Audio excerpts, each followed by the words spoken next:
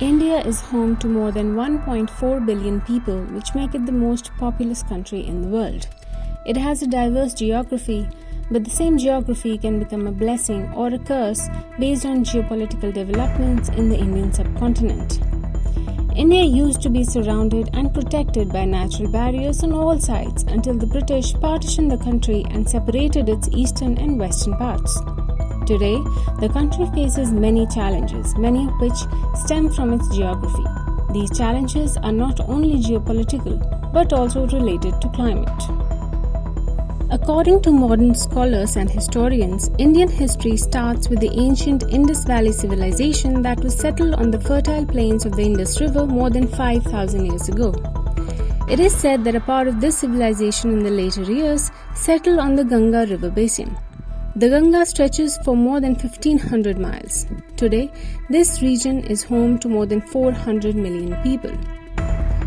India has a diversity of soils which helps the country grow a variety of crops. India is a net exporter of wheat, rice and other food grains with only minor imports of the same. In case of pulses, the domestic demand exceeds indigenous production, necessitating imports. But food security remains a major concern in India. In 2022, the Global Food Security Index ranked India 68th out of 113 major countries in terms of food security, which could be further compounded by climate change. The Himalayan range and Tibetan region are part of the third pole of Earth, which, according to climate scientists, is experiencing higher than average warming and is melting fast. If Himalayan glaciers disappear, it could spell doom for northern India, as all the rivers in this region originate in the Himalayas and hundreds of millions of people depend on them.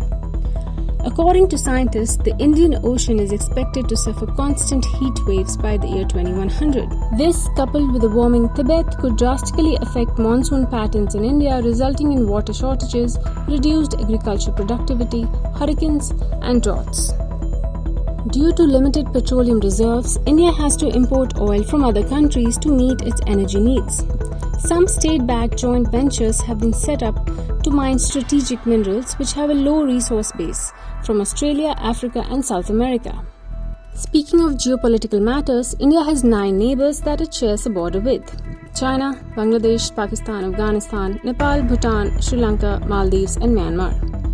The India-Nepal border was delimited by the Treaty of Sagali in 1816. The India-Pakistan international boundary is called the Radcliffe Line, and the LOC line of control is the de facto boundary demarcated after the 1972 Shimla Agreement in the Jammu-Kashmir region.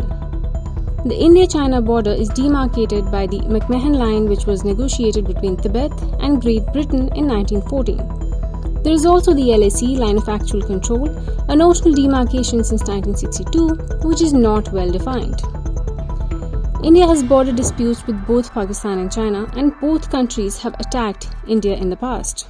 India has 1.45 million active military personnel, China has 2 million, while Pakistan has 650,000 active military personnel.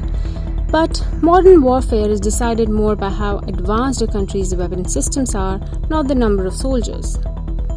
The Tibet region sits on a high plateau, while the terrain on the Indian side is at a lower altitude. China has been building up massive military infrastructure as well as settling Han Chinese people on the Tibetan side for decades. Building border infrastructure and stationing more troops is something India has only ramped up in the last few years. In the northeastern region of India, China keeps trying to claim the state of Arunachal Pradesh as part of its territory. Meanwhile, India has been rapidly developing infrastructure in this state, with new roads, rails, bridges, and airports being constructed. The border with Pakistan has its challenges as the terrain changes from forested mountains, rivers to desert to swamps and salt lakes as one travels from north to south. Not to mention, China tends to support Pakistan to counter India. The consistent problem since the last India-Pakistan war has been the waging of a proxy war by Pakistan, where non-state actors are trained and funded to attack and destabilize India. Today, Pakistan is grappling with its own political and economic problems, galloping towards a failed state. But this could also pose problems for India in the form of illegal immigration and regional instability. Same could be said for another neighbor, Bangladesh. Large number of Bangladeshi illegal immigrants enter India each year. India's Supreme Court has also made statements about the subject. While India would love to have more control over the Indian Ocean region, it has some obstacles in the way.